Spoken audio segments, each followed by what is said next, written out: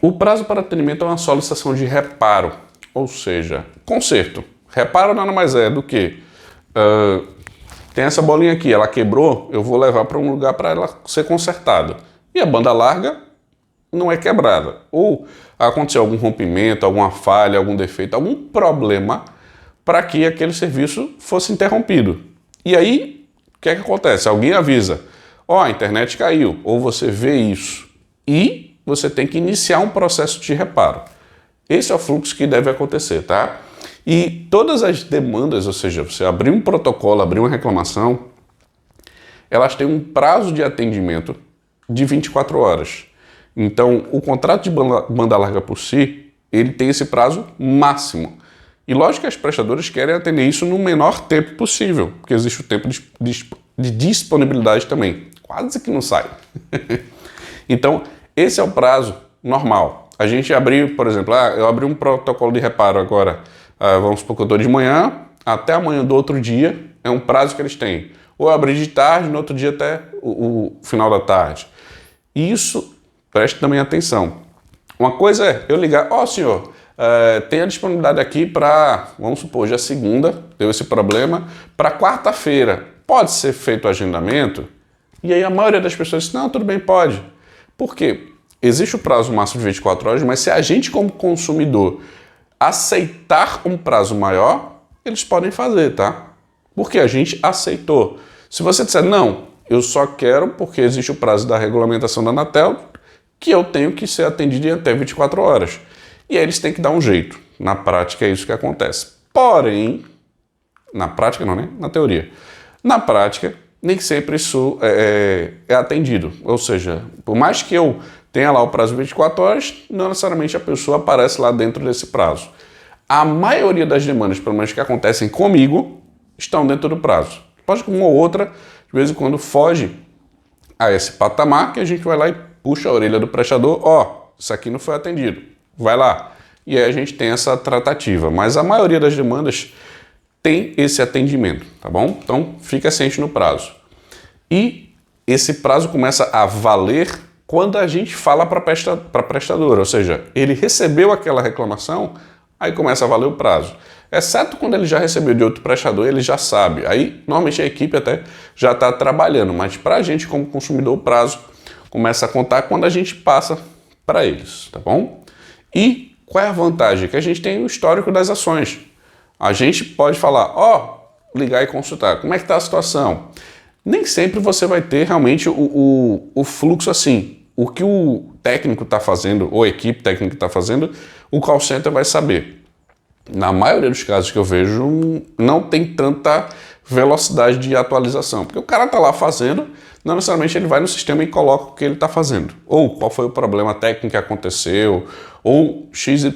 As situações, os motivos de falha, nem sempre a gente sabe, mas a gente tem como consultar. A gente tem prova. Liguei, consultei, vi as informações, a prestadora me passou isso. Se for um problema maior, você tem um registro histórico de todas as ações. Essa é a parte importante desse fluxo. E uma coisa que você precisa entender. Uma coisa é o prazo ser atendido, para eles descobrirem o que foi que houve. E um segundo é um prazo de resolvido, que nas regulamentações que eu vi, não tem prazo de resolução, tem prazo de atendimento. E lógico, eles devem resolver o mais rápido possível porque é interesse deles e tem regulamentação na Anatel da disponibilidade, ou seja, do tempo que aquele contrato pode ficar sem serviço por causa da prestadora. Mas o resolvido é diferente. Eu já tive casos, se não me engano, foi ficar uma semana sem internet. Por quê? Porque houve o rompimento de cabos, e aí quando existe rompimento de cabo, depende também da prestadora de energia. Então o que aconteceu nesse caso foi, houve um rompimento, eu não lembro quantos metros, mas foi tipo 300 metros, 400 metros ou algo do tipo, e o poste também, alguns postes, se não me engano, caíram, porque foi uma batida de veículo. Então foi um acidente feio, mas graças a Deus ninguém morreu, só ficaram feridos. Então houve esse processo e a gente ficou mais de uma semana. Por quê? O prazo de resolução, nesse caso, eles não tinham como acelerar, porque dependia da companhia telefônica. da companhia elétrica colocar os postes, organizar esse processo, depois eles fazerem todo o fluxo de cabeamento, que não era só o da gente, tinha outros clientes também afetados com esse tipo de problema. Então, o importante é o atendimento, identificar o problema, identificou qual é a falha e o ideal é a gente saber disso. Porque também tem um bom senso, né? Não adianta a gente pensar, aconteceu esse tipo de acidente, você tem 24 horas para resolver. E na prática não é isso que acontece. Mas o que eu acho altamente importante é a gente ter o contato. Ou seja, vai me passando aí o que aconteceu, qual é a previsão. E em alguns casos, pelo menos que acontecem, a gente sabe primeiro o que está funcionando pelo sistema do que por um contato. Normalmente é assim que funciona. O sistema voltou, a internet voltou.